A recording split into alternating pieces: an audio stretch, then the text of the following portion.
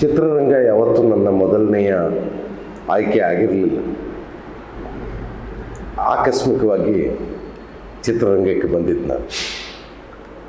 ಮೂಲತಃ ನನ್ನ ಮೊದಲ ಆಸಕ್ತಿ ರಂಗಭೂಮಿಯ ಕಡೆಯೇ ನಾನು ಹೆಚ್ಚು ವಾಲಿರ್ತೇನೆ. ರಂಗಭೂಮಿಯ ಜೊತೆಗೇ ನನ್ನ ಒಂದು ವರ್ಷದಲ್ಲಿ 60% ರಂಗಭೂಮಿಯ ಜೊತೆಗಿರ್ತೇನೆ. ಹೊಟ್ಟೆಪಾಡಿಗೋಸ್ಕರ ಟೆಲಿವಿಷನ್ನು ಅಥವಾ ಸಿನಿಮಾ ಇತ್ಯಾದಿ ಮಾಡ್ತಾ ಇರ್ತೇನೆ. ಈ ಆಕಸ್ಮಿಕಗಳು ಏನು ನನ್ನ ಜೀವನದಲ್ಲಿ ಘಟಿಸಿದ್ದು ಅಂತಂದರೆ, 76ನೇ ಇಸ್ವಿಯಲ್ಲಿ ಯಾವುದೋ ನಾಟಕದಲ್ಲಿ ನಾನು ಮಾಡಿದ ಪಾತ್ರನ ನೋಡಿ ಗಿರೀಶ್ ಕಾಸರವಳ್ಳಿಯವರು ಅವರ ಸಿನಿಮಾದಲ್ಲಿ ಪಾತ್ರ ಕೊಟ್ಟಿದ್ದು. ಅದು ಮೊದಲನೆಯ ಆಕಸ್ಮಿಕ. ಹಾಗಾಗಿ ಬಾಲನಟನಾಗಿ ಚಿತ್ರರಂಗಕ್ಕೆ ಬಂದೆ. ಆಮೇಲೆ ರಂಗಭೂಮಿ ಮಾಡ್ತಾನೆ ಇದ್ದೆ. ಆ ಸಂದರ್ಭದಲ್ಲೇ ಸಂಕೇತ್ ಅನ್ನುವ ತಂಡಕ್ಕೆ ಸಾಕಷ್ಟು ನಾಟಕಗಳಿಗೆ ನೇಪಥ್ಯದ ಕೆಲಸ ಮಾಡ್ತಿದ್ದೆ. ಹಾಗಾಗಿ ಶಂಕರ್ನಾಗ್ ಅವರು ಮಾಡ್ತಾ ಇದ್ದಂತಹ ಆಕ್ಸಿಡೆಂಟ್ ಅನ್ನೋ ಸಿನಿಮಾಕ್ಕೆ, ಮಾಲ್ಗುಡಿ ಡೇಸ್ ಅನ್ನುವ ಧಾರಾವಾಹಿಗಳಿಗೆ ಸಣ್ಣ ಪುಟ್ಟ ಕೆಲಸ ಮಾಡುವ ಅವಕಾಶಗಳು ಸಿಗ್ತಾಯಿತ್ತು. ಹಾಗೆ ಚಿತ್ರರಂಗದ ಪರಿಚಯ ಆಗೋಕ್ಕೆ ಶುರುವಾಯಿತು. ಅದಾದಮೇಲೆ ಹೀಗೆ ತುಂಬ ಸ್ಪಷ್ಟವಾದ ಕಾರಣಗಳಿಲ್ಲದೆ ಇನ್ನು ಕುರಿದೊಡ್ಡಿ ಕುರುಕ್ಷೇತ್ರ ಅನ್ನೋ ಸಿನಿಮಾಕ್ಕೆ, ಚಕ್ರವ್ಯೂಹ ಅನ್ನೋ ಸಿನಿಮಾಕ್ಕೆ, ತಬರನ ಕಥೆ ಅನ್ನೋ ಸಿನಿಮಾಕ್ಕೆ, ಹೀಗೆ ಹಲವು ಸಿನಿಮಾಗಳಿಗೆ ಸಣ್ಣ ಪುಟ್ಟ ಕೆಲಸ ಮಾಡ್ತಾ ಇದ್ದೆ ನಾನು. ಅದು ಮುಂದುವರೆದು 88ನೇ ಇಸ್ವಿಯಲ್ಲಿ ಮಿಥಿಲೆಯ ಸೀತೆಯರು ಅನ್ನೋ ಸಿನಿಮಾಕ್ಕೆ ಇಡಿಯಾಗಿ ಒಂದು ಚಿತ್ರಕಥೆ ಬರೀಬೇಕು ಅನ್ನುವ ಅವಕಾಶ ಸಿಕ್ತು. ಯಾಕೆ ಪ್ರಯತ್ನ ಪಡಬಾರ್ದು ಅಂತ ಬರದೆ ಆ ಸಿನಿಮಾ ಒಂದು ಒಳ್ಳೆಯ ಹೆಸರು ತಗೊಂಡ್ಬಿಡ್ತು. ಹಾಗಾಗಿ ಸಿನಿಮಾದಲ್ಲಿ ಒಂದಷ್ಟು ಪ್ರಯಾಣ ಮುಂದುವರಿಯಿತು. ಅಲ್ಲಿಂದ ಇಲ್ಲಿವರೆಗೆ ಹಲವಾರು ಸಿನಿಮಾಗಳಿಗೆ ಬರೆದಿದ್ದೀನಿ. ಆಗಿರ್ಬೋದೇನೋ ಒಂದು 30-40 ಸಿನಿಮಾಕ್ಕೆ ಬರೆದಿರಬಹುದು. ನಿರ್ದೇಶನ ಒಂದು 5-6 ಸಿನಿಮಾ ಮಾಡಿದ್ದೇನೆ. ನಿರ್ಮಾಪಕನಾಗಿ ಒಂದು 11 ಸಿನಿಮಾ ಮಾಡಿದ್ದೇನೆ. ನಟನಾಗಿಯೂ ಒಂದಷ್ಟು ಸಿನಿಮಾಗಳಲ್ಲಿ ಅಭಿನಯಿಸಿದ್ದೆ. ಇದ್ಯಾವುದು ನಾನೇನು ಬಯಸಿ ಮಾಡಿದ್ದಲ್ಲ, ಅವೆಲ್ಲವೂ ಆಕಸ್ಮಿಕವಾಗಿ ಆಗಿದ್ದು. ಜಗತ್ತಲ್ಲಿರೋದು 2 ಥರದ ಸಿನಿಮಾ. ಒಂದು ಜನ ನೋಡೋ ಸಿನಿಮಾ, ಇನ್ನೊಂದು ಜನ ನೋಡಬೇಕಾದ ಸಿನಿಮಾ. ಜನ ನೋಡಬೇಕಾದ ಸಿನಿಮಾ ಏನಿದೆಯಲ್ಲ, ಅದನ್ನು ಒತ್ತಾಯ ಮಾಡಿ ಅವ್ರನ್ನ ಕೈ ಹಿಡಿದು ಕರ್ಕೊಂಬಂದು ತೋರಿಸ್ಬೇಕು. ಜನ ನೋಡೋ ಸಿನಿಮಾ ಮುಗಿಬಿದ್ದು ನೋಡ್ತಾ ಇರ್ತಾರೆ. ಅದು 1-2 ಅಂತಲ್ಲ, ಮೊನ್ನೆ ಬಂದ ಪಠಾನ್ನವರೆಗೆ ಅಥವಾ ನಮ್ಮದೇ ಕ್ರಾಂತಿ ತರಹದ ಸಿನಿಮಾವರೆಗೆ ಜನ ಮುಗಿಬಿದ್ದ ಆ ಸಿನಿಮಾಗಳನ್ನು ನೋಡ್ತಾರೆ. ಇನ್ಯಾವುದೋ ಪಾಲಾರ್ ತರಹದ ಸಿನಿಮಾ ಇರಬಹುದು, ಅಥವಾ ಇನ್ಯಾವುದೋ 19, 20, 21 ಅಂತ ಬರ್ತಾ ಇದೆ. ಇನ್ಯಾವುದೋ ಸಿನಿಮಾ ಜನ ಹೋಗಿ ನೋಡಲ್ಲ, ಅವ್ರನ್ನ ಕೈ ಹಿಡಿದು ಕರ್ಕೊಂಬರ್ಬೇಕು. ಈ ಸಿನಿಮಾ ನೋಡಿ ಏನ್ಬೇಕು, ಆಮೇಲೆ ಅದನ್ನು ನೋಡೋದು ಹೇಗೆ ಅಂತ ಕಲಿಸ್ಬೇಕು. ಆ ಸಿನಿಮಾದ ಭಾಷೆ ಹೇಗೆ, ನೀವು ಯಾವಾಗಲೂ ನೋಡುವ ಸಿನಿಮಾಗಿಂತ ಭಿನ್ನವಾದದ್ದು, ಈ ಸಿನಿಮಾನ ನೋಡೋದ್ರಿಂದ ಆಗುವ ಒಳ್ಳೆಯದೇನು, ಈ ಸಿನಿಮಾದಿಂದ ಸಮಾಜಕ್ಕೆ ಆಗುವ ಒಳ್ಳೆಯದೇನು ಅಂತ ಹೇಳಬೇಕಾಗತ್ತೆ. ಹಾಗಾಗಿಯೇ ನಾವು ಮತ್ತೆ ಸಿನಿಮಾ ರಸಗ್ರಹಣ ಶಿಬಿರ, ಸಿನಿಮಾದ ಭಾಷೆಯನ್ನು ಅರ್ಥ ಮಾಡಿಕೊಳ್ಳುವ ಶಿಬಿರ, ಹೀಗೆ ಹಲವು ಬಗೆಯಲ್ಲಿ ಜನರನ್ನು ಈ ತರಹದ ಸಿನಿಮಾ ನೋಡೋದಕ್ಕೆ ಪ್ರೇರೇಪಿಸ್ತಾನೆ ಇರ್ತೇವೆ. ಈಗ ಅಮೆಝಾನ್ ಪ್ರೈಮ್ ವಿಡಿಯೋದಲ್ಲಿ ಎಷ್ಟು ಸಿನಿಮಾ ನೋಡ್ತಾರೋ ಅಷ್ಟೇ ಸಿನಿಮಾನ ಮೂವಿ ಅನ್ನುವ ಪ್ಲ್ಯಾಟ್ಫಾರ್ಮಲ್ಲಿ ನೋಡೋರು ಸಿಗೋಲ್ಲ. ಹಾಗೆ ಮೂವಿ ಅನ್ನುವ ಪ್ಲ್ಯಾಟ್ಫಾರ್ಮ್ನ ಸಬ್ಸ್ಕ್ರಿಪ್ಷನ್ ಕೂಡ ಹೆಚ್ಚಿಗೆ, ಅಮೆಝಾನ್ ಕಡಿಮೆ ದುಡ್ಡು. ಅಂದರೆ ಯಾವುದು ಸುಲಭವಾಗಿ ನಮಗೆ ಸಿಗುತ್ತೋ, ನಮ್ಮ ರಸ್ತೆಯಲ್ಲೇ ಸಿಗುತ್ತೋ, ಅದನ್ನು ನಾವು ಮೊದಲ ಆಯ್ಕೆ ಅಂತ ನೋಡ್ತಾ ಇರ್ತೀವಿ. ಅದಕ್ಕಿಂತ ಉತ್ತಮವಾದ ಹಲವು ಇರ್ತವೆ. ಆ ಉತ್ತಮವಾದ್ದು ಯಾವುದು, ಒಳ್ಳೆಯದು ಯಾವುದು ಅನ್ನೋದನ್ನು ಗುರುತಿಸೋದನ್ನು ಕಲಿಸೋದೇ ಒಂದು ದೊಡ್ಡ ಕೆಲಸ. ಪ್ರಾಯಶಃ ಪ್ರತಿ ಸಿನಿಮಾ ಶಾಲೆ ಅಂತ ನಾವೇನು ಕರಿತೀವಿ, ಎಲ್ಲ ಶಾಲೆಗಳು ಕೂಡ ಆ ವಿದ್ಯಾರ್ಥಿಗಳನ್ನು ಹೇಗೆ ತಯಾರು ಮಾಡ್ತಾರೋ ಹಾಗೆ ಒಳ್ಳೆಯದನ್ನು ಗುರುತಿಸೋದು ಹೇಗೆ ಅಂತ ಕೂಡ ಒಂದು ನಿರಂತರವಾಗಿ ಚಳುವಳಿಯ ಹಾಗೆ ಮಾಡ್ತಾ ಹೋಗಬೇಕಾಗತ್ತೆ. ಯಾಕೆ ಅಂದರೆ ಒಂದು ಕಾಲದ ನಾವು ಯಾವಾಗಲೂ ಈ ಉದಾಹರಣೆ ಹೇಳ್ತಾ ಇರ್ತೀವಿ.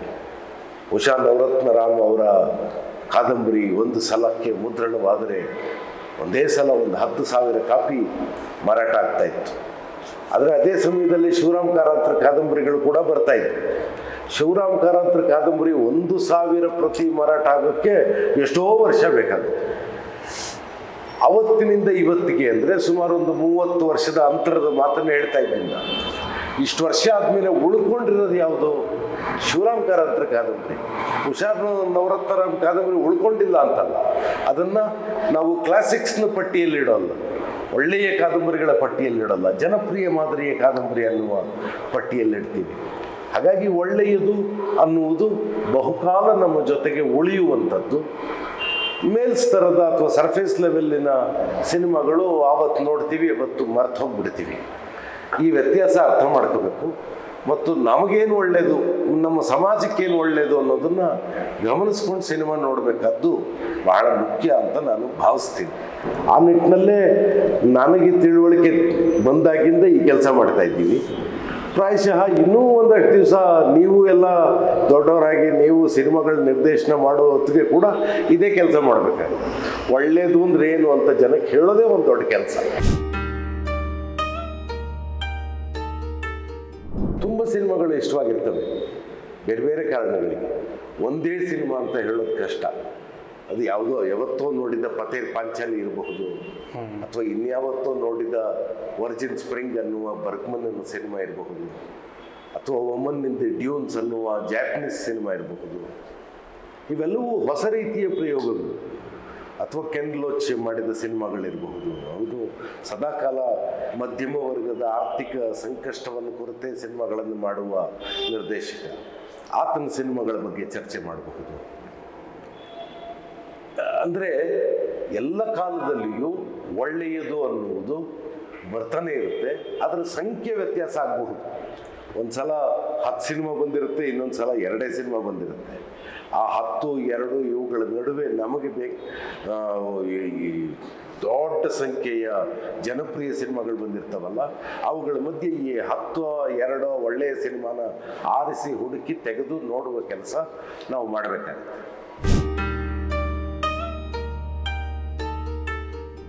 ಸಿನಿಮಾ ಮೂಲತಃ ವ್ಯಾಪಾರ. ₹1 ಹಾಕಿದ್ವಿ ಅಂದಮೇಲೆ ಆ ₹1 ವಾಪಸ್ ಪಡ್ಕೊಳ್ಳುವ ಪ್ರಯತ್ನ ಮಾಡುವುದೇ ಸಿನಿಮಾದ ಪ್ರಧಾನವಾದ ಆದ್ಯತೆ ಆಗಿರುತ್ತೆ. ಆ ಸಿನಿಮಾ ತಯಾರಿಕೆಯ ಪ್ರಧಾನ ಆದ್ಯತೆ. ಆಮೇಲೆ ಅದನ್ನು ನೋಡಿದವನಿಗೆ ಯಾವ ರೀತಿಯ ಅನುಭೂತಿ ಹುಟ್ಟುತ್ತೆ, ನೋಡಿದವನು ಆ ಸಿನಿಮಾದಲ್ಲಿ ಹೇಗೆ ಏನೇನೆಲ್ಲ ಗಮನಿಸ್ತಾ ಹೋಗ್ತಾನೆ ಅನ್ನುವುದನ್ನು ಆಧರಿಸಿ ಅದರ ಒಳಗಡೆಗೆ ಇರುವ ಕಲೆಯನ್ನು ಗುರುತಿಸುವ ಕೆಲಸ ಆಗೋದಕ್ಕೆ ಶುರುವಾಗುತ್ತೆ. ಕಲೆಗಾಗಿ ಕಲೆ ಅಂತ ಸಿನಿಮಾನ ತಯಾರು ಮಾಡೋಕ್ಕೆ ತುಂಬ ಕಷ್ಟ. ಯಾಕೆಂದರೆ ಅದು ಹಣ ಬೇಡುವಂತಹ ಒಂದು ಸಿಕ್ಕಾಪಟ್ಟೆ ಹಣ ಬೇಡುತ್ತೆ. ಒಂದು ಸಣ್ಣ ಸಿನಿಮಾ ಮಾಡಬೇಕು, ಒಂದು ಕಿರುಚಿತ್ರ ಮಾಡಬೇಕು ಅಂದ್ರೂ ₹30,000-40,000 ದುಡ್ಡು ಬೇಕಾಗ್ತದೆ. ಆ ₹30,000-40,000 ಹೆಂಗೆ ಹೊಂದ್ಸೋದು, ಹೆಂಗೆ, ಎಲ್ಲಿಂದ ತರೋದು, ತಂದ ಮೇಲೆ ಆ ದುಡ್ಡು ವಾಪಸ್ ಬರೋದು ಹೇಗೆ, ಈ ಎಲ್ಲ ಯೋಚನೆಗಳನ್ನು ಇಟ್ಕೊಂಡೇ ಸಿನಿಮಾ ಮಾಡಬೇಕಾದ ಕಾಲ ಇದು. ಇಲ್ಲ ರಾಜನ ಅಂದರೆ ಆಳುವವರ ಬೆಂಬಲ ದೊಡ್ಡದಾಗಿರಬೇಕು. ಈಗ ಉದಾಹರಣೆಗೆ ಪೋಲ್ಯಾಂಡ್ ತರಹದ ದೇಶ ಅಥವಾ ನೆದರ್ಲ್ಯಾಂಡ್ಸ್ ತರಹದ ದೇಶ, ಅಲ್ಲಿ ಸರ್ಕಾರವೇ ಚಿತ್ರಕಥೆಯನ್ನು ಅಪ್ರೂವ್ ಮಾಡುತ್ತೆ, ಅದೇ ಹಣ ಕೊಡುತ್ತೆ. ಅಲ್ಲಿ ಯಾರೋ ಸಿನಿಮಾ ತಯಾರಕ ಸಿನಿಮಾ ಮಾಡ್ತಾರೆ. ಅವನಿಗೆ ದುಡ್ಡು ವಾಪಸ್ ಪಡ್ಕೊಳ್ಬೇಕು ಅನ್ನುವ ಪ್ರಶ್ನೆ ಇರಲ್ಲ, ಯಾಕೆಂದರೆ ದುಡ್ಡು ಸರ್ಕಾರ. ನಮಗೆ ಹಂಗಲ್ವೇ, ನಮಗೆ ಸರ್ಕಾರ ಏನು ಕೊಡಲ್ವೇ, ಸಬ್ಸಿಡಿ ಸಿಗೋದೇ ಒಂದು ದೊಡ್ಡ ಕಷ್ಟದ ಕೆಲಸ. ಅಲ್ಲಿಗೂ ಎಷ್ಟೋ ಲಾಬಿ ಮಾಡಬೇಕು, ಯಾರ್ಯಾರಿಗೆ ಎಷ್ಟು ಲಂಚ ಕೊಡಬೇಕು ಸಬ್ಸಿಡಿ ತಗೊಳ್ಳೋದಕ್ಕೆ. ಹೀಗಿರುವಾಗ ನಾವು ನಮ್ಮ ಸಿನಿಮಾದ ಮೂಲಕವೇ ದುಡ್ಡನ್ನು ವಾಪಸ್ ಪಡ್ಕೊಳ್ಳುವ ದಾರಿಯನ್ನು ಹುಡುಕೊಳ್ಬೇಕಾಗತ್ತೆ. ಹಾಗಾಗಿ ಮೂಲತಃ ಸಿನಿಮಾ ವ್ಯಾಪಾರ. ಆದರೆ ನಾನು ಯಾವ ವಿಷಯವನ್ನು ಸಿನಿಮಾ ಮಾಡೋದಕ್ಕೆ ಆರಿಸ್ಕೋತೀನಿ, ಯಾವ ಕಲಾವಿದರನ್ನು ಆಯ್ಕೆ ಮಾಡ್ಕೋತೀನಿ, ಅವ್ರ ಕೈಲಿ ಯಾವ ಮಾತನ್ನು ಆಡಿಸ್ತಾ ಇದ್ದೀನಿ, ಇವೆಲ್ಲವೂ ಆಯಾ ಚಿತ್ರ ತಯಾರಕನ ಆಯ್ಕೆ ಆಗಿರುತ್ತೆ. ಆಯ್ಕೆ ಅನ್ನುವುದು ಎಲ್ಲಿದೆಯೋ ಅದು ರಾಜಕೀಯ. ಅವನು ಊಟ ಬಡಿಸ್ತಾ ಇದ್ದೀವಿ ಅಂದಾಗ ಮಾಂಸಾಹಾರದ ಊಟವನ್ನು ಬಡಿಸೋದನ್ನು ತೋರಿಸ್ತಾನ, ಅಥವಾ ಸಸ್ಯಾಹಾರಿ ಊಟವನ್ನು ಬಡಿಸೋದನ್ನು ತೋರಿಸ್ತಾನ, ಅಥವಾ ಈ ಮಠದಲ್ಲಿ ಬಾಳೆ ಎಲೆ ಹಾಕಿ ಸಾಲಾಗಿ ಕೂತಿರುವ ಜನ ಒಟ್ಟಿಗೆ ಶ್ಲೋಕ ಹೇಳ್ಕೊಂಡು ಊಟ ಮಾಡ್ತಾರಲ್ಲ ಆ ಊಟನ ತೋರಿಸ್ತಾನ, ಅಥವಾ ಹಳ್ಳಿಯಲ್ಲಿ ಬಾಡೂಟ ಅಂದಾಗ ಒಟ್ಟಿಗೆ ಎಲ್ಲರೂ ಸಂಭ್ರಮದಿಂದ ಅದನ್ನು ತೋರಿಸ್ತಾನೆ. ಪ್ರತಿ ಆಯ್ಕೆಯ ಹಿಂದೆ ಒಂದು ರಾಜಕೀಯ ಇದೆ, ಅವನ ತಿಳುವಳಿಕೆಯ ರಾಜಕೀಯ ಇದೆ, ಅಥವಾ ಅವನ ತಿಳುವಳಿಕೆಗೆ ಇರುವ ಗೊಂದಲ ಕೂಡ ಇದೆ. ಹಾಗಾಗಿ ರಾಜಕೀಯ ಅನ್ನುವುದು ಇಲ್ಲದೆ ಏನೂ ಇರೋದಕ್ಕೆ ಸಾಧ್ಯ ಇಲ್ಲ. ನೀನು ಇವತ್ತು ಹೋಗಿ ಯಾವುದೋ ಅಂಗಡಿಯಲ್ಲಿ ಒಂದು ಸೋಪ್ ತಗೋತೀನಿ ಅಂತಂದರೆ ಅಲ್ಲಿರೋ 10 ಬಗೆಯ ಸೋಪ್ಗಳಲ್ಲಿ ನೀನು ಯಾವ ಸೋಪ್ ತಗತ್ತೀಯ ಅನ್ನೋದು ನೀನು ರಾಜಕೀಯ. ಅದು ನೀನು ಅದೇ ಸೋಪ್ ಯಾಕೆ ತಗತ್ತೀಯ ಅನ್ನೋದೇ ನೀನು ರಾಜಕೀಯ. ಹಾಗಾಗಿ ರಾಜಕೀಯ ಬಿಟ್ಟು ಏನೂ ಇರೋದಕ್ಕೆ ಸಾಧ್ಯವೇ ಇಲ್ಲ. ನಾನು ಅಪೊಲಿಟಿಕಲ್ ಅಂತ ಯಾರೋ ಹೇಳ್ತಿದ್ರೆ ಅವನು ದಡ್ಡ, ಮೂರ್ಖ. ಯಾಕೆ ಅಂದರೆ ಅವನು ಅಪೊಲಿಟಿಕಲ್ ಅನ್ನುವುದೇ ಒಂದು ಚಾಯ್ಸ್. ಇವತ್ತು ಇರುವ ಪೊಲಿಟಿಕಲ್ ಪಾರ್ಟಿಯಲ್ಲಿ ಅವುಗಳ ಜೊತೆಗೆ ನನ್ನ ಅಫಿಲಿಯೇಷನ್ ಇಲ್ಲ ಅಂತ ಹೇಳ್ಬೋದಾಗಿತ್ತು ಅವನು. ನಾನು ಅರಾಜಕಾರಣ ಅಂದರೆ ಅರಾಜಕಾರಣ ಅನ್ನುವುದು, ಅನಾರ್ಕಿ ಅನ್ನುವುದು ಇನ್ನೂ ದೊಡ್ಡ ರಾಜಕಾರಣ. ಅನಾರ್ಕಿ ದೊಡ್ಡ ವಿಷಯ, ಅನಾರ್ಕಿ ಅನ್ನುವುದು. ಹಾಗಾಗಿ ರಾಜಕೀಯ ಇಲ್ಲದೆ ಏನೂ ಇಲ್ಲ ಅನ್ನುವುದನ್ನು ಮೊದಲು ಅರ್ಥ ಮಾಡ್ಕೊಂಡು, ಕಲೆ ಅನ್ನುವುದು ಮೂಲತಃ ವ್ಯಾಪಾರದ ಹಣವನ್ನೆಲ್ಲ ಪಡ್ಕೊಂಡ ನಂತರ ನೆಮ್ಮದಿಯಾಗಿರುವಾಗ ಅದರೊಳಗಡೆಗಿರುವ ಕಲೆಯ ವಿವರಗಳನ್ನು, ಆರ್ಟಿಸ್ಟಿಕ್ ವಿವರಗಳನ್ನು, ಎಸ್ಥೆಟಿಕ್ ವಿವರಗಳನ್ನು ಆಮೇಲೆ ಚರ್ಚೆ ಮಾಡೋದಕ್ಕೆ ಶುರು ಮಾಡ್ತೀವಿ. ಹಾಗಾಗಿ ಈ 3 ಒಂದನ್ನು ಬಿಟ್ಟು ಒಂದು ಇರುತ್ತೆ ಅಂತಲ್ಲ. ಒಂದು ಸಿನಿಮಾ ಅಂದ ಕೂಡಲೇ ಅದು ವ್ಯಾಪಾರ, ಬಿಸ್ನೆಸ್, ಆನಂತರ ಅದರಲ್ಲಿರುವ ರಾಜಕೀಯ, ಅದೇ ಕಂಟೆಂಟನ್ನು ಯಾಕೆ ತಗೊಂಡ್ರು ಅನ್ನುವ ರಾಜಕೀಯ, ಆಮೇಲೆ ಅದರೊಳಗೆ ಪರ್ಫಾರ್ಮ್ ಮಾಡಿದವರು ಯಾವ ಥರ ಪರ್ಫಾರ್ಮ್ ಮಾಡಿದ್ರು, ಕ್ಯಾಮ್ರಾ ಯಾವ ತರಹ ಇದೆ, ಯಾವ ರೀತಿ ಬಣ್ಣಗಳ ಬಳಕೆ ಆಗಿದೆ, ಕಾಸ್ಟ್ಯೂಮಿನ ಬಳಕೆ ಹೇಗಾಗಿದೆ, ಇವೆಲ್ಲವೂ ಆಮೇಲೆ ಬಿಡುವಾಗಿರುವಾಗ. ಮೊದಲು ವ್ಯಾಪಾರ.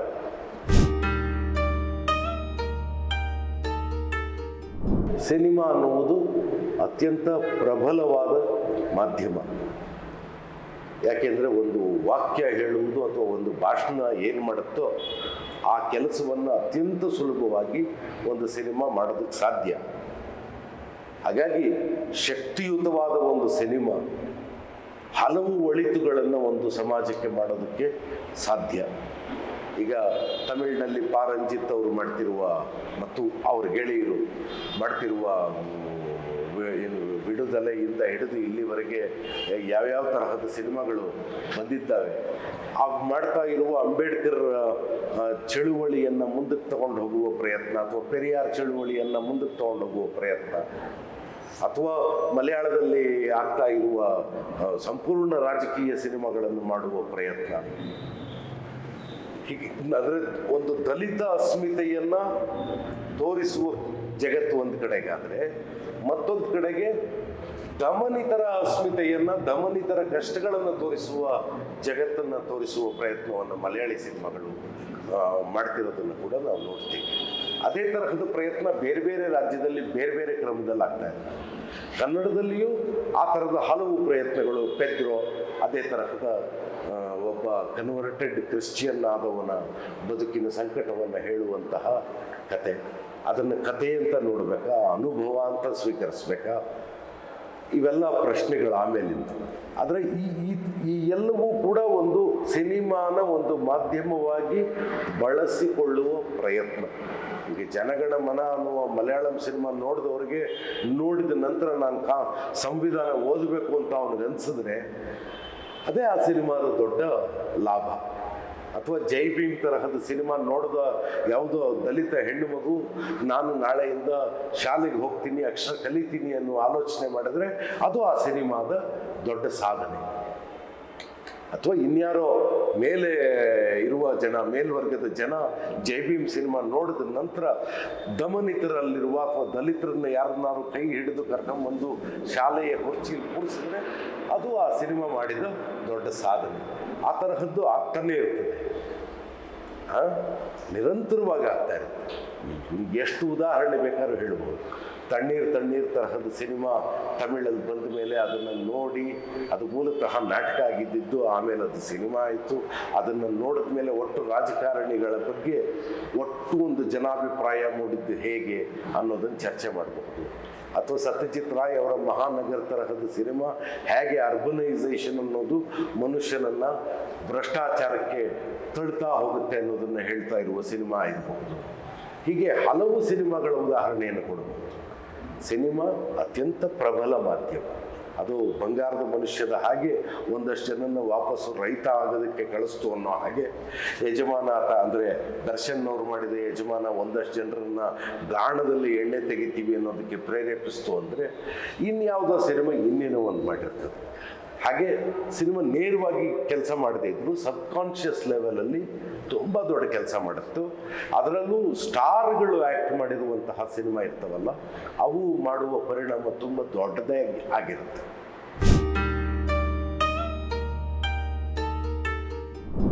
ಯುವ ನಿರ್ದೇಶಕರು ಅಂತಲ್ಲ, ಯಾವುದೇ ನಿರ್ದೇಶಕ ಆಗಿರ್ಬೋದು, ಅವನ ವಯಸ್ಸಿನ ಪ್ರಶ್ನೆ ಬಿಟ್ಟಾಕಿ, ಅವನು ಬಂದು ಎಷ್ಟು ದಿವಸ ಆಯಿತು ಅನ್ನೋದನ್ನು ಬಿಟ್ಟಾಕಿ, ಅವನು ಸಮಕಾಲೀನ ಜಗತ್ತಿನ ಜೊತೆಗೆ ಸಂವಾದವನ್ನು ಸೃಷ್ಟಿಸುವಂತಹ ಸಿನಿಮಾ ತಯಾರು ಮಾಡಲಿಲ್ಲ ಅಂದರೆ ಅದನ್ನು ನೋಡಿದ ಜನಕ್ಕೆ ಏನೂ ಆಗಲ್ಲ, ರೋಮಾಂಚನವೂ ಆಗಲ್ಲ, ಸಿಟ್ಟು ಬರಲ್ಲ, ನಗುನೂ ಬರಲ್ಲ.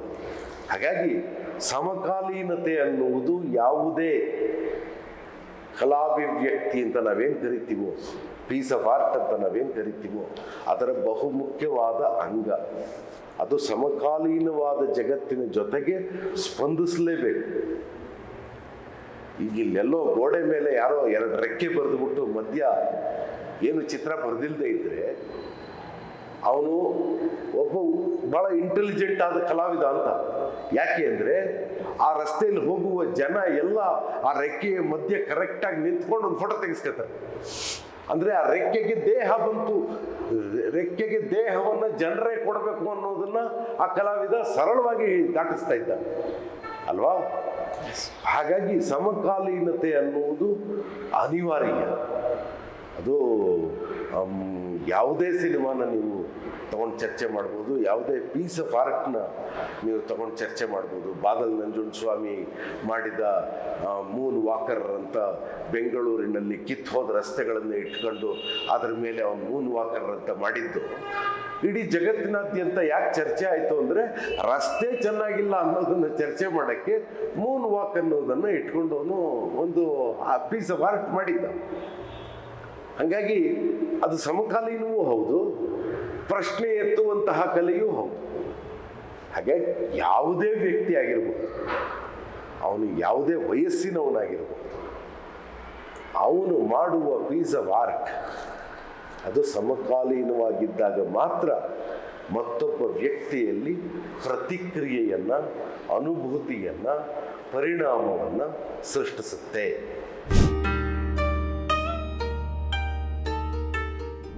ಕಥೆ ಅಂದಮೇಲೆ ಅದರಲ್ಲಿರೋ ಎಲ್ಲ ಪಾತ್ರಗಳು ಪ್ರಮುಖವೇ. ಅದು ತಿರ್ಗಾ ಆಯ್ಕೆಯ ರಾಜಕೀಯದ ಬಗ್ಗೆ ಬರ್ತಾ ಇದ್ದೀವಿ ನಾವು. ಮಹಿಳಾ ಪಾತ್ರಗಳಿಗೆ ಹೆಚ್ಚು ಶಕ್ತಿ ಇರುವಂತಹ ಪಾತ್ರ ಸೃಷ್ಟಿ ಮಾಡುವುದು ಕೂಡ ಒಂದು ಆ ಚಿತ್ರ ತಯಾರಕ ಮಾಡಿಕೊಳ್ಳುವ ಆಯ್ಕೆ. ನಾವು ಗಿರೀಶ್ ಕಾಸರವಳ್ಳಿಯವರ ಸಿನಿಮಾ ನೋಡಿದ್ರೆ ಹೆಚ್ಚು ವುಮನ್ ಸೆಂಟ್ರಿಕ್ ಸಿನಿಮಾ ಇರುತ್ತೆ. ಯಾಕೆ ಅದು ವುಮನ್ ಸೆಂಟ್ರಿಕ್ ಸಿನಿಮಾ ಆಯಿತು ಅಂದರೆ ಆ ಬಹುತೇಕ ಅವರ ಸಿನಿಮಾಗಳನ್ನು ನಿರ್ಮಾಣ ಮಾಡಿದವರು ಯಾರೋ ಮಹಿಳಾ ನಿರ್ಮಾಪಕಿ ಆಗಿರ್ತಾರೆ. ಇನ್ಯಾರೋ ಒಬ್ಬರು ಸಿನಿಮಾ ನಿರ್ದೇಶನ ಮಾಡಿದಾಗ ಅವರಿಗೆ ಯಾರು ನಿರ್ಮಾಪಕರಾಗಿದ್ದರು, ಅಲ್ಲಿ ಯಾರು ಕಲಾವಿದರಿದ್ದರು, ಅವರಿಗೆ ತಕ್ಕ ಹಾಗೆ ಅವರು ತಮ್ಮ ಪಾತ್ರಗಳನ್ನು ರಚಿಸ್ತಾ ಇರ್ತಾರೆ. ಇದಿಷ್ಟೇ ಇರಬೇಕು, ಇಷ್ಟೇ ಪರ್ಸೆಂಟೇಜ್ ಇರಬೇಕು ಅಂತ ಕಾನೂನಿಲ್ಲ. ಆದರೆ ನಾನು ಮಾಡುವ ಸಿನಿಮಾ ಮಹಿಳೆಯರ ಸಬಲೀಕರಣಕ್ಕೂ ಸಹಾಯ ಮಾಡಬೇಕು, ನಾನು ಮಾಡುವ ಸಿನಿಮಾ ಈ ಸಮಾಜದ ಒಳಿತಿಗೂ ಸಹಾಯ ಮಾಡಬೇಕು ಅನ್ನುವ ಆಲೋಚನೆ ಇದ್ದರೆ ಎಲ್ಲವೂ ಸಮಚಿತ್ತದಿಂದ ಇರೋದಕ್ಕೆ ಸಾಧ್ಯ ಆಗುತ್ತೆ.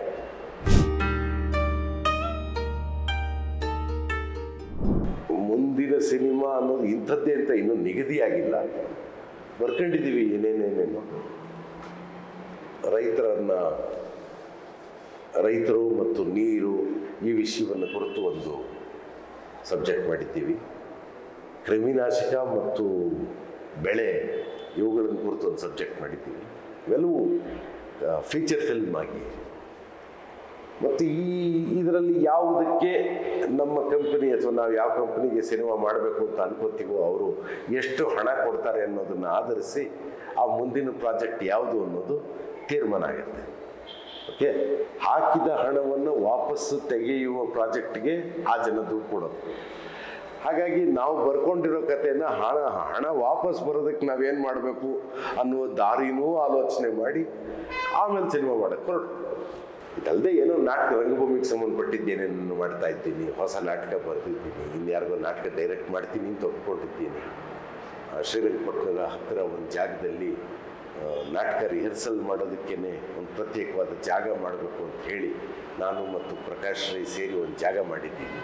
ನಿರ್ದಿಗಂತ ಅಂತ ಹೆಸರಿಟ್ಟು ಅಲ್ಲಿ ನಾಟಕ ರಿಹರ್ಸಲ್ ಮಾಡೋದು, ಒಟ್ಟಿಗೆ ಒಂದು 15 ದಿವಸ ಒಟ್ಟಿಗೆ ಉಳ್ಕೊಳ್ಳೋದು, ಒಂದು ನಾಟಕ ರೆಡಿ ಮಾಡೋದು, ಆ ಥರದ ಒಂದು ಜಾಗ ಮಾಡ್ತಾ ಇದ್ದೀವಿ.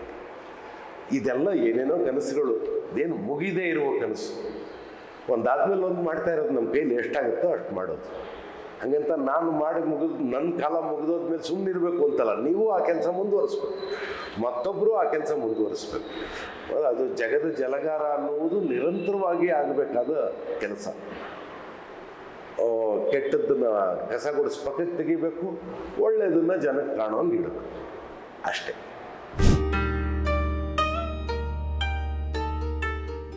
ಎರಡು ಸಂಪೂರ್ಣ ಬೇರೆ ಇದೆ ಮಾಧ್ಯಮ.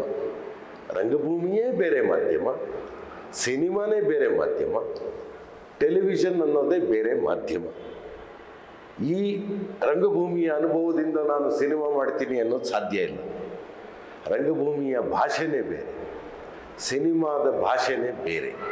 ಇಲ್ಲಿ ನಾವು ಕ್ಲೋಸಪ್ಪನ್ನು, ಟ್ರಾಲಿಯನ್ನು, ಕ್ರೇನನ್ನು ಹೇಗೆ ಬಳಸ್ತೀವಿ ಮತ್ತು ಇಲ್ಲಿ ಒಂದು ಶಾಟಿನ ನಂತರ ಮತ್ತೊಂದು ಶಾಟನ್ನು ಯಾಕೆ ಇಡ್ತೀವಿ ಅನ್ನುವುದು ಸಿನಿಮಾದಲ್ಲಿ ಮುಖ್ಯ ಆಗುತ್ತೆ. ಟೆಲಿವಿಷನ್ ಅನ್ನುವುದು ಕಣ್ಣಿಗೆ ಕಾಣೋದಕ್ಕಿಂತ ಕಿವಿಗೆ ಹೆಚ್ಚು. ಏನೋ ಕೆಲಸ ಮಾಡ್ಕೊಂಡು ಟಿ ವಿ ಆನ್ ಮಾಡಿರ್ತಾರೆ, ಮನೇಲಿ ಒಗ್ಗರಣೆ ಹಾಕ್ತಿರ್ತಾರೆ, ಇಲ್ಲ ತರಕಾರಿ ಕಟ್ ಮಾಡ್ತಾ ಟಿ ವಿ ಹಾಕಿರ್ತಾರೆ. ಆ ಕಿವಿಗೆ ಕೇಳೋದಕ್ಕೆ ಬೇಕಾದ ಹಾಗೆ ಮಾತು ಪ್ರಧಾನವಾದ, ಶಬ್ದ ಪ್ರಧಾನವಾದಂತಹ ಮಾಧ್ಯಮ ಟೆಲಿವಿಷನ್. ಅಲ್ಲಿ ಕೆಲಸ ಮಾಡುವ ಕ್ರಮನೇ ಬೇರೆ. ರಂಗಭೂಮಿ ಅವತ್ತು ತನ್ನ ಕಣ್ಣೆದುರುಗಡೆಗೆ ಇರುವ ಪ್ರೇಕ್ಷಕರಿಗೆ ನೇರವಾಗಿ ತಲುಪುವುದಕ್ಕೆ ಪರ್ಫಾರ್ಮ್ ಮಾಡುವಂಥದ್ದು. ಹಾಗಾಗಿ ರಂಗಭೂಮಿಯಲ್ಲಿ ಪರ್ಫಾರ್ಮ್ ಮಾಡುವವನಿಗೆ ಇರಬೇಕಾದ ಶಿಸ್ತು, ತಯಾರಿ ಸಂಪೂರ್ಣ ಭಿನ್ನವಾದದ್ದು. ಆ ತಯಾರಿ ಮತ್ತು ಆ ಶಿಸ್ತು ಸಿನಿಮಾಗೆ ಸಹಾಯಕ್ಕೆ ಬರೋಲ್ಲ. ಸಿನಿಮಾಕ್ಕಾಗಿ ಮತ್ತೆ ಪ್ರತ್ಯೇಕವಾಗಿ ತಯಾರಿ ಮಾಡ್ಕೋಬೇಕು, ಪ್ರತ್ಯೇಕವಾದ ಶಿಸ್ತುಗಳನ್ನು ಅಭ್ಯಾಸ ಮಾಡ್ಕೋಬೇಕು.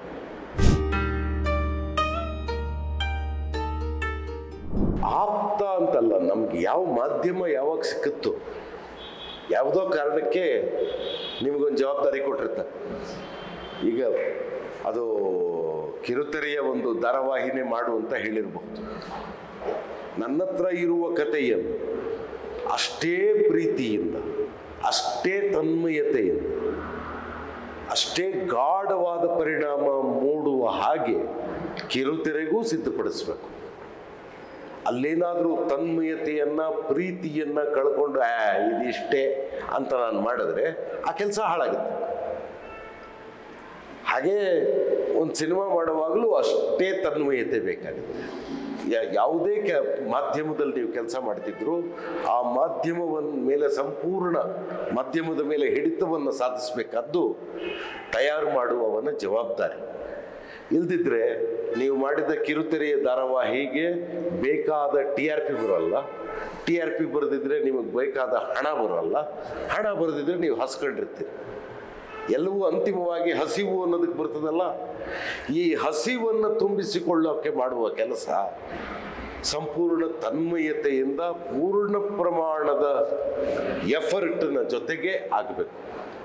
ಇದರಲ್ಲಿ ಇದು ಶ್ರೇಷ್ಠ ಇದು ಕಡಿಮೆ ಅನ್ನೋದಿಲ್ಲವೇ ಇಲ್ಲ. ಎಲ್ಲ ಮಾಧ್ಯಮಗಳು ಅವುಗಳಿದ್ದೇ ಆದಂತಹ ಶಕ್ತಿಯನ್ನು ಪಡ್ಕೊಂಡಿರ್ತವೆ. ಈಗ ಒಂದು ಧಾರಾವಾಹಿಯನ್ನು ನೀವು ಮಾಡ್ತಿದ್ದೀರಿ ಅಂತಂದರೆ ಯಾವ ವಾಹಿನಿಗೆ ಮತ್ತು ಆ ವಾಹಿನಿಗಿರುವ ಜನಪ್ರಿಯತೆ ಏನು ಅನ್ನೋದರ ಆಧಾರದ ಮೇಲೆ ಒಂದೇ ಸಲಕ್ಕೆ ಒಂದು 20-30 ಲಕ್ಷ ಜನಕ್ಕೋ ಅಥವಾ 1 ಕೋಟಿ ಜನಕ್ಕೋ ತಲುಪಬಹುದು. ಒಂದು ಸಿನಿಮಾ ನೀವು ಮಾಡಿದ್ದೀರಿ, ಅದು ಆರ್ಟ್ ಸಿನಿಮಾ ಅಂತ ನೀವೇನು ಈ ಕರೆದ್ರಿ ಪೆದ್ರೋ ಥರ ಸಿನಿಮಾನೋ ಆ ಥರ ಸಣ್ಣ ಸಿನಿಮಾ ಅಂತಂದರೆ ಒಂದು 2-3 ವರ್ಷದಲ್ಲಿ ನಾವು ಕಷ್ಟಪಟ್ಟು ಒಂದು 10 ಲಕ್ಷ ಜನನ್ನು ಮುಟ್ಬೋದು. ಯಾವುದೋ ಸ್ಟಾರ್ ಸಿನಿಮಾ ನಾವು ಮಾಡ್ತಿದ್ದೀವಿ ಮಹಾನ್ ನಟಂದು ಅಂದರೆ ಒಂದೇ ವಾರದಲ್ಲೇ ಒಂದು 2 ಕೋಟಿ ಜನ ನೋಡ್ಬಿಡ್ತಾರೆ. ನಾನು ಯಾವುದನ್ನು ಆಯ್ಕೆ ಮಾಡ್ಕೊಂಡಿದ್ದೀನಿ ಅಥವಾ ನನ್ನ ಎದುರಿಗೆ ನನಗೆ ಊಟ ಹಾಕ್ತಿರೋದು ಏನು, ಅದಕ್ಕೆ ಬೇಕಾದ ಹಾಗೆ ಕೆಲಸ ಮಾಡಬೇಕಾದ್ದು ನಮ್ಮ ಜವಾಬ್ದಾರಿ. ಕೆಲಸ ಮಾಡೋದು ಏನೇ ಕೆಲಸ ಇರಬಹುದು.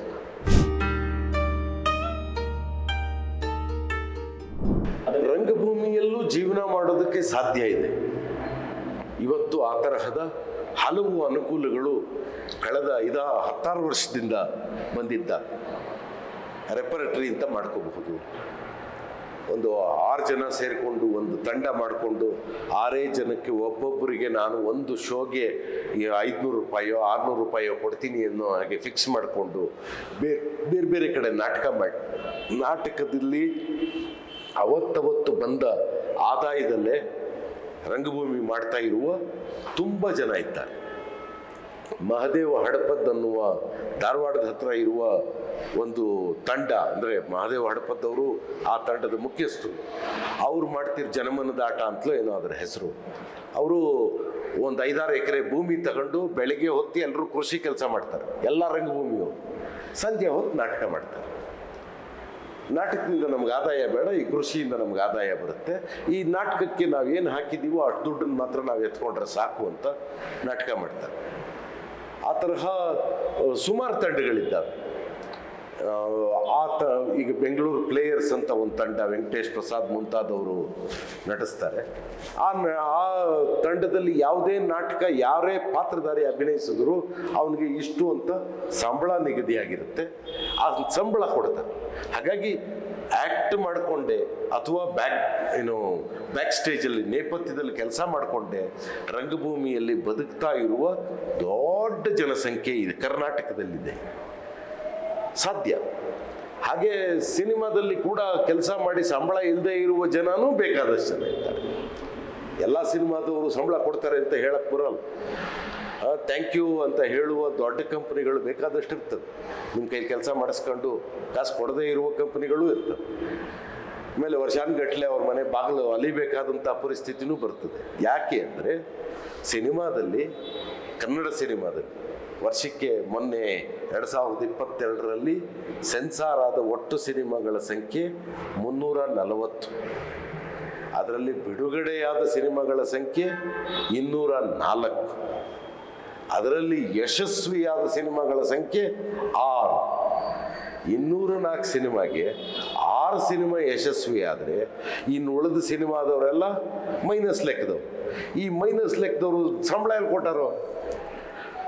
ಸೊ ಅಲ್ಲಿ ಕೆಲಸ ಮಾಡಿ ಸಂಬಳ ಬರದೇ ಇರೋಕ್ಕೂ ಸಾಧ್ಯ, ರಂಗಭೂಮಿಯಲ್ಲಿ ಕೆಲಸ ಮಾಡಿ ಸಂಬಳ ತಗೊಳ್ಳೋದಕ್ಕೂ ಸಾಧ್ಯ. ನಾನು ಎಲ್ಲಿದ್ದೀನಿ, ಏನು ಮಾಡ್ತಿದ್ದೀನಿ ಅನ್ನೋದನ್ನು ಆಧರಿಸಿ ನನ್ನ ಜೀವನ ನಡೆಯುತ್ತೆ.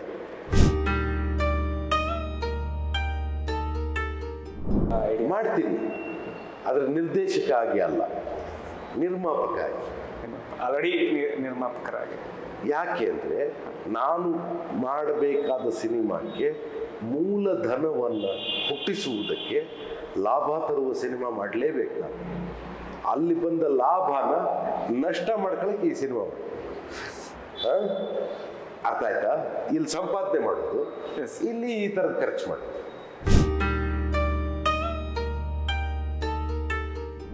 ಕಷ್ಟ. ಆರ್ಟ್ ಸಿನಿಮಾಗೆ ದುಡ್ಡು ಹುಟ್ಟೋದು ಕಷ್ಟ. ಮಾರ್ಕೆಟ್ ಯಾರು OTT ಅವ್ರು ಕೊಂಡ್ಕೊಳ್ಳೋದು, ಅಥವಾ ಇನ್ಯಾವುದೋ ಥಿಯೇಟ್ರಲ್ಲಿ ಬಿಡುಗಡೆ ಆದರೆ ಹೆಚ್ಚಿಗೆ ಜನ ಬಂದು ನೋಡೋದು. ಹಂಗಾದಾಗ ಏನು ಮಾಡಬೇಕು, ನಾವು ಒಂದೊಂದೇ ಊರಿಗೆ ಹೋಗಿ 10 ರೂಪಾಯಿಗೆ ಸಿನಿಮಾ ತೋರಿಸ್ತೀವಿ ಬನ್ನಿ ಅಂತ ಕರೆದು ಸಿನಿಮಾ ತೋರಿಸ್ಬೇಕು. ಏನು ಮಾಡಿದ್ರೂ ನಾವು ಹಾಕಿದ ಹಣವನ್ನು ಎತ್ತೋ ಹೊತ್ತಿಗೆ ಸಿನಿಮಾ ಮಾಡೋಕ್ಕೆ 1 ವರ್ಷ ಆಗಿರುತ್ತೆ, ಎತ್ತಕ್ಕೆ ಇನ್ನೊಂದು 3 ವರ್ಷ 4 ವರ್ಷ ಆಗೋಗುತ್ತೆ. ಒಂದು ಸಿನಿಮಾಕ್ಕೂ ಇನ್ನೊಂದು ಸಿನಿಮಾಕ್ಕೂ 4 ವರ್ಷ ಗ್ಯಾಪ್ ಆಗುತ್ತೆ. ನೀ ಸಿನಿಮಾ ಮಾಡ್ತಾ ಇರ್ಬೇಕಾ, ಹಾಕಿದ ಹಣನ ಎತ್ತ ಕೂತಿರ್ಬೇಕಾ ಗೊತ್ತಾಗದೇ ಇರುವಂಥ ಪರಿಸ್ಥಿತಿ ಆಗ್ಬಿಡುತ್ತೆ.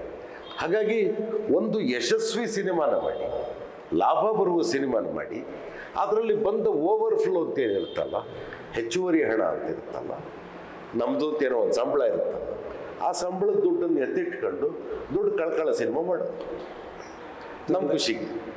ಆಮೇಲೆ ಅದನ್ನು ಒಂದಷ್ಟು ಜನಕ್ಕೆ ತೋರಿಸೋದು.